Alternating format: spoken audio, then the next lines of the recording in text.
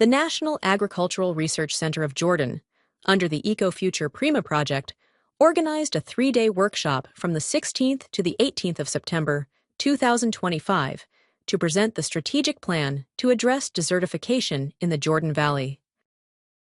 This event brought together 140 key stakeholders, including high-level officials at the level of Secretary General, members of the Nexus Committee Ministry of Planning, representing all key sectors, Parliament members in the water, agriculture, and energy sectors, representatives from international and national agencies, and members of our Living Labs community.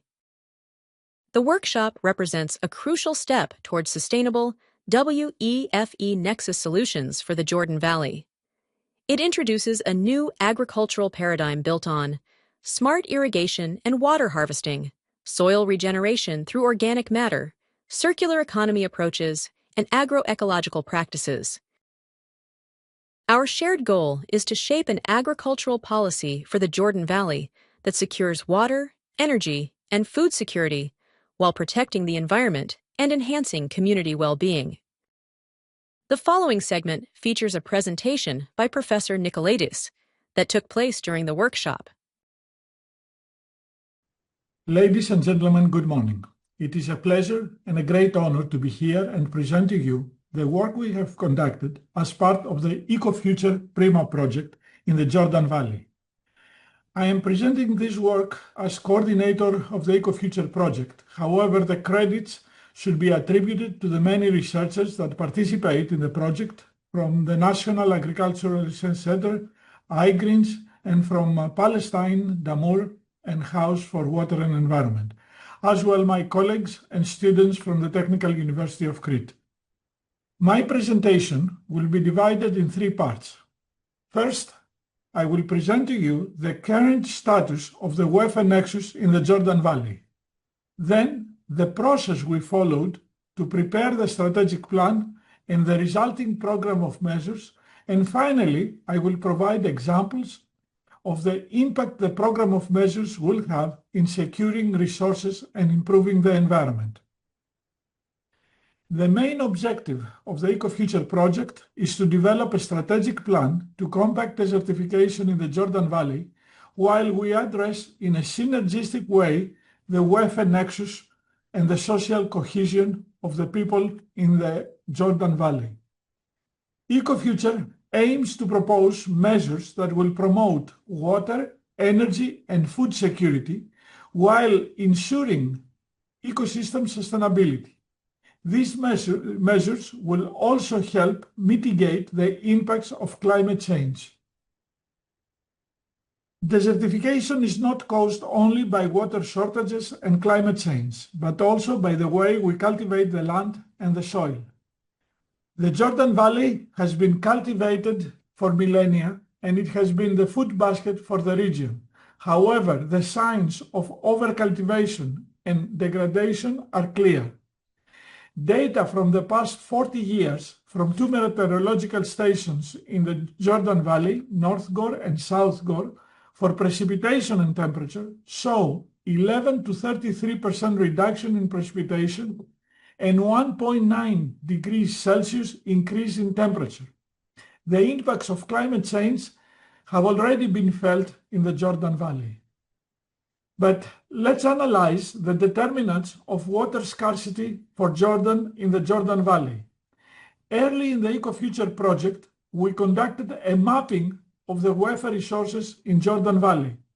I will focus on the Jordanian territory.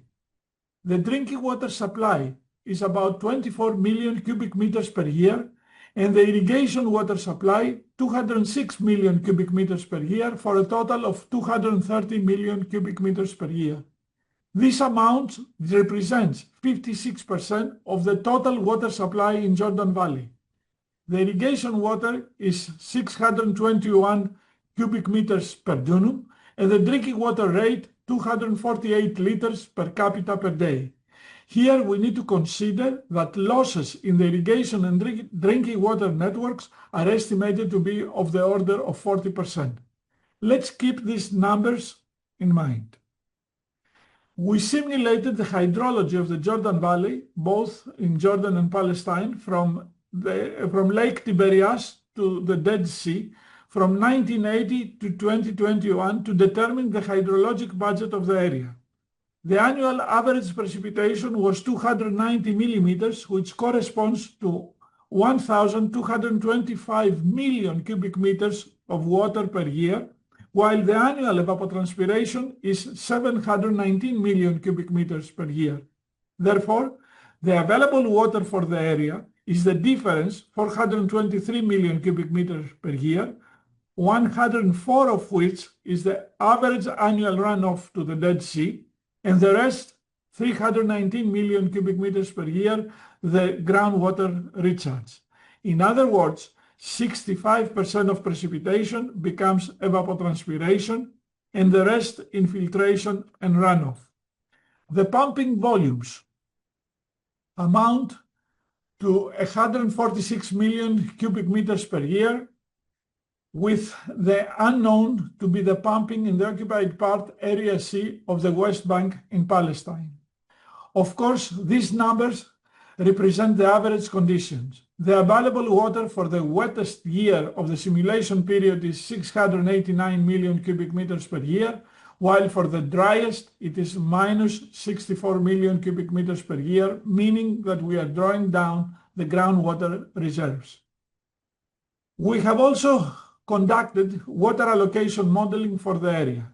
I will discuss the details of water allocation later in my presentation. Here, I want to point out that the region is under severe water deficit, as we can see from the groundwater level declines in the eastern aquifer in the West Bank and the Dead Sea. The flow of Jordan River to the Dead Sea used to be 1,300 million cubic meters per year, and now it is only 1/10 of that.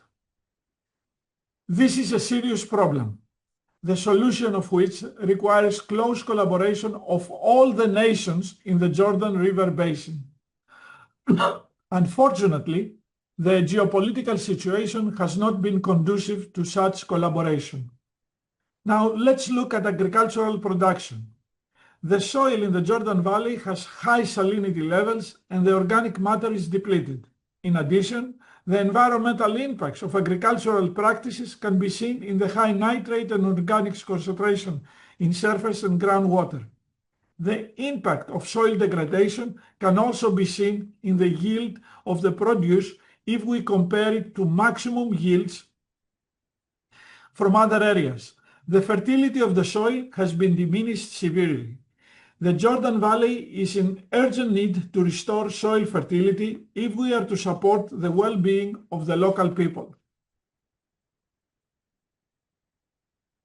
To summarize, the environmental drivers in the Jordan Valley, which are population growth, climate change, land use change, and pollution, result in environmental pressures from intensive agriculture, livestock farming, aquaculture, tourism, climate change, geologic setting, and population and migration.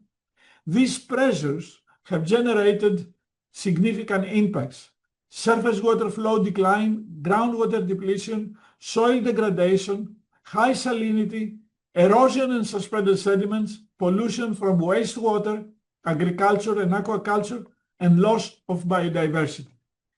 To summarize, Jordan Valley, the food basket of the region, is already experiencing the impacts of climate change with reduced water availability, loss of soil fertility, and degradation of ecosystem services. These impacts necessitate a response that will affect the drivers, the pressures, and the environmental state of the region. The strategic plan that it is presented to you is our suggestion for a response, a set of interventions that the Jordanian government can take now that will address all issues of water and food security, reduce energy demand, improve the environmental state, as well as the well-being of the people in the area. The strategic plan was developed by considering the opinions and knowledge of local stakeholders. We have conducted a socio-ecological analysis which included the existing status of the water, energy, and food resources and the environmental conditions in the Jordan Valley, identified the challenges people face, the ability of the community to address these challenges, the gaps between supply and demand, and the potential solutions to address these problems. Based on this analysis, we developed a program of measures which are a series of interventions to address these challenges and a participatory methodology to prioritize these measures. The challenges stakeholders face are related to water demand for irrigation, water and soil quality, agricultural development, and renewable energy availability. These challenges are common to both Jordanian and Palestinian stakeholders. The capacity of the community to address these challenges is limited because of the stakeholder educational background, their access to training and capacity building activities, understanding of regulations, and access to new technologies. These were issues that the plan had to address. The vision was to identify a program of measures that can be implemented now, aiming to build the resilience, promote sustainable resource management, and improve the socioeconomic condition for people living in the Jordan Valley while adapting and mitigating the impacts of climate change. The partners of the EcoFuture project envision the Jordan Valley as a region where welfare resources integration ensures resource security, enhances environmental and public health, and maximizes socioeconomic prosperity for its people.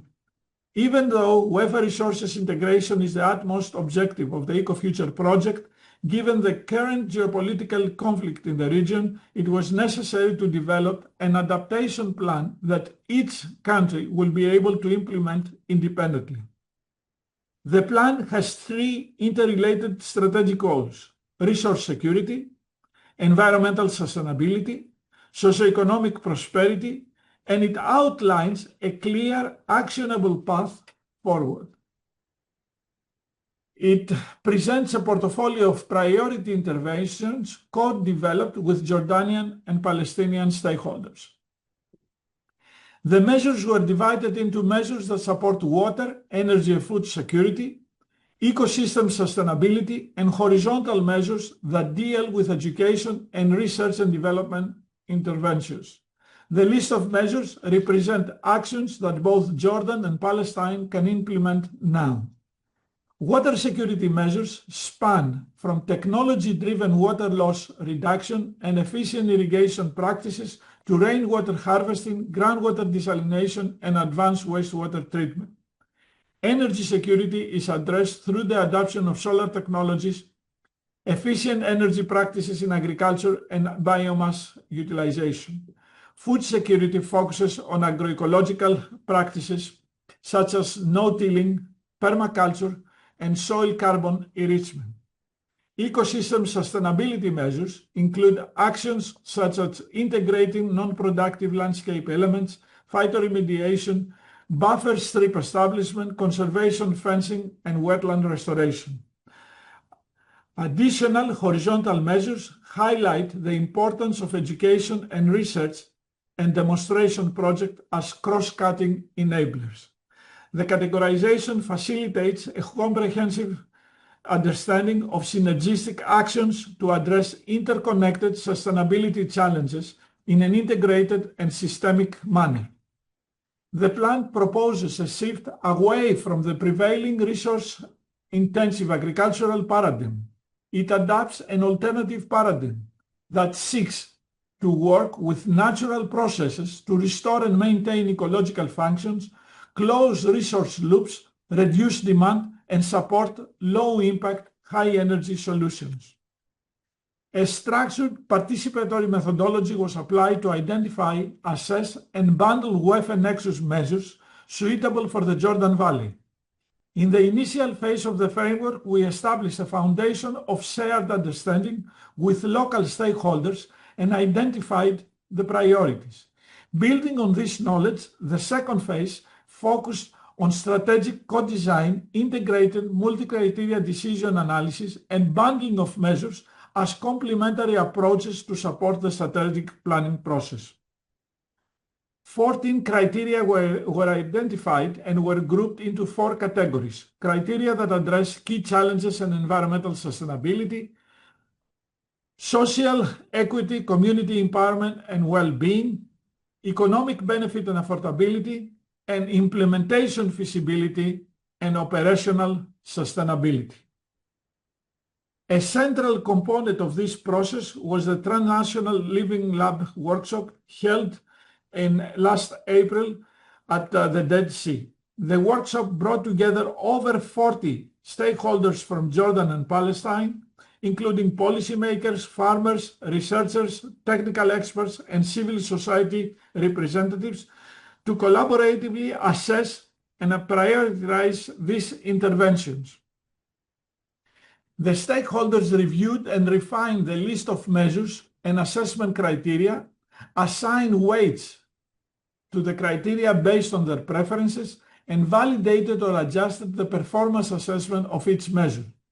Here we present the calculated weights assigned to the criteria by different stakeholder groups. While slight variation can be observed among groups, example between Jordanian and Palestinian participants or between policymaking and farmers, overall the weights were found to be sufficiently convergent to justify the use of an average weight set for the multi-criteria analysis. To assess and rank the alternatives, 2 decision algorithms were applied: the weighted sum method and the reference point min-max method. The weighted sum method is fully compensatory, where a low score in one criteria can be offset by a high score in another, while the min-max favors solutions with more balanced performance. Here we present the top 10 ranked interventions with the 2 methods. The results reveal a substantial degree of convergence between the 2 methods. These 10 top-ranked interventions emphasize the urgent need for sustainable water management. Rainwater harvesting, technology-driven water loss detection, and smart irrigation applications rank very high in the priority list. Equally critical is the transition towards nature-inclusive agricultural practices and land use management that restore soil fertility and biodiversity. Permaculture and agroforestry, as well as interventions like carbon addition, not only sustain yields but also improve habitat quality and soil health. Finally, the inclusion of measures to protect and enhance ecosystem, such as the improved management of protected areas, are vital for maintaining ecological functions.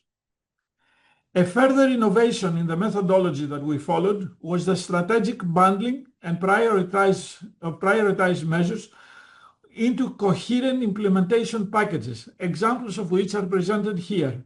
Rather than implementing individual solutions in isolation, bundling helps to enhance feasibility, address technical or institutional weaknesses, align with policy and funding mechanisms, and generate cross-sectoral synergies. For example,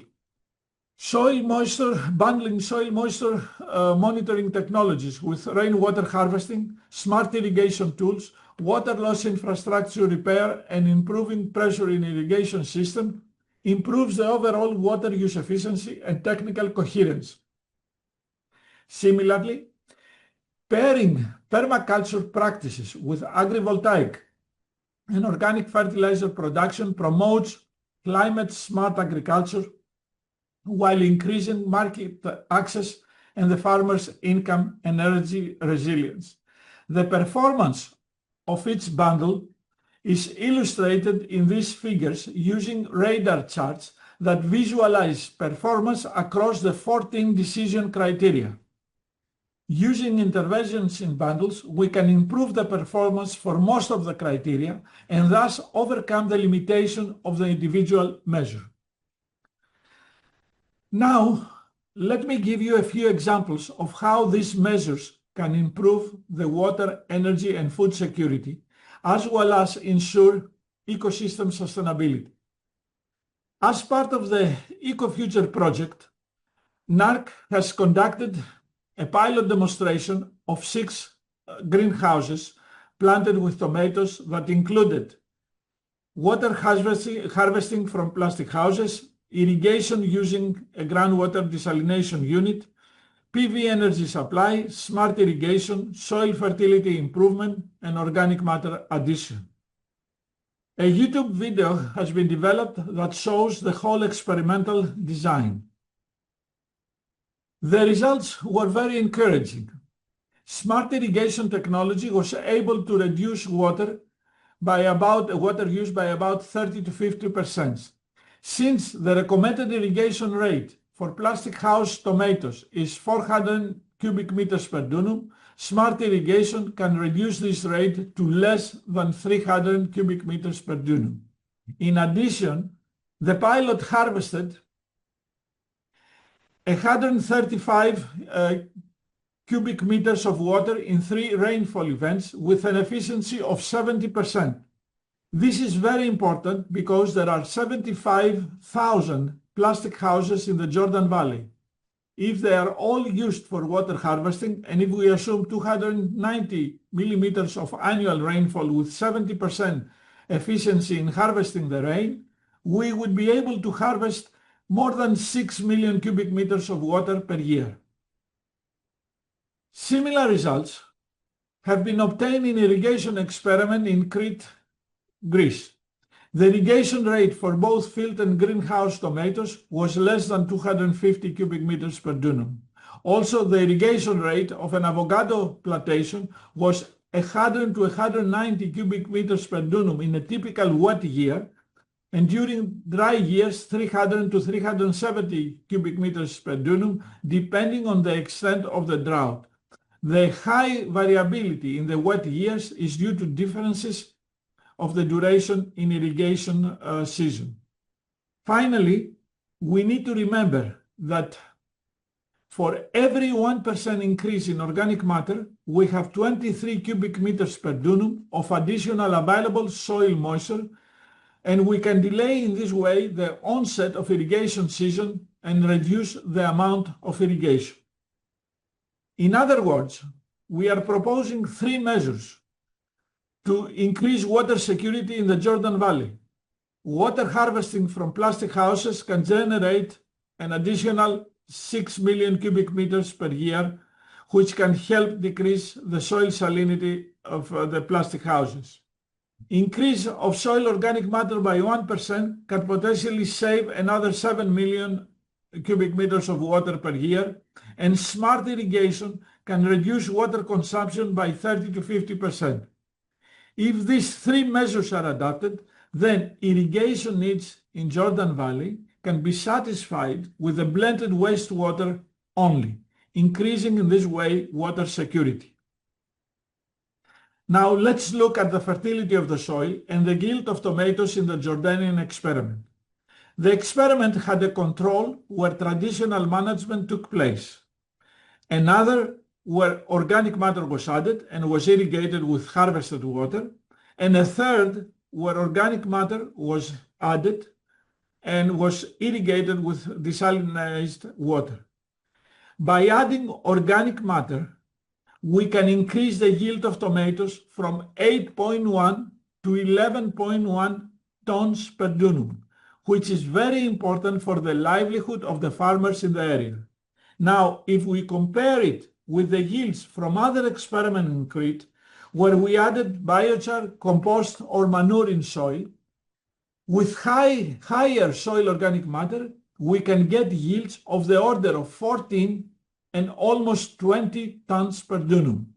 Look at the soil organic matter in Derala and the Jordan Valley, which is less than 0.8%, and compare it with other experiments where the organic carbon is 1.5 and 2.5% respectively, and how the increase in soil carbon relates directly to higher productivity and soil health.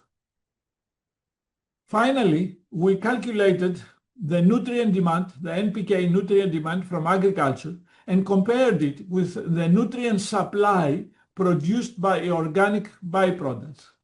The nutrients contained in manure produced by the livestock in the Jordan Valley can satisfy the nutrient demand in agriculture. This can reduce the need for importing fertilizers significantly. To summarize, the new agricultural paradigm is comprised of interventions regarding implementation of smart irrigation, water harvesting, soil regeneration with organic matter addition, circular economy, and agroecological practices.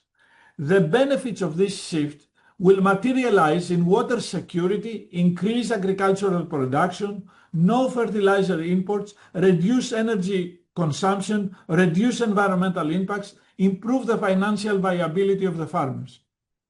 Looking ahead, 4 priority actions are recommended. First, formally adopt the new agricultural paradigm at the highest levels of government, embedding principles of regeneration, circularity, sustainability at the core of the policy. Second, pursue legislative and institutional reforms that reflect this shift and align investment frameworks accordingly. Third, launch coordinated capacity building efforts that extend beyond farmers to include governmental officials, extension services, and private sector actors. And finally, establish lighthouse initiatives like demonstration hubs that serve as centers for ongoing farmer training, technical assistance, and peer learning. I hope that our recommendations will help you in establishing an agricultural policy for the Jordan Valley that will provide water, energy, and food security while protecting the environment and enhancing the well-being of the people. Thank you for your attention.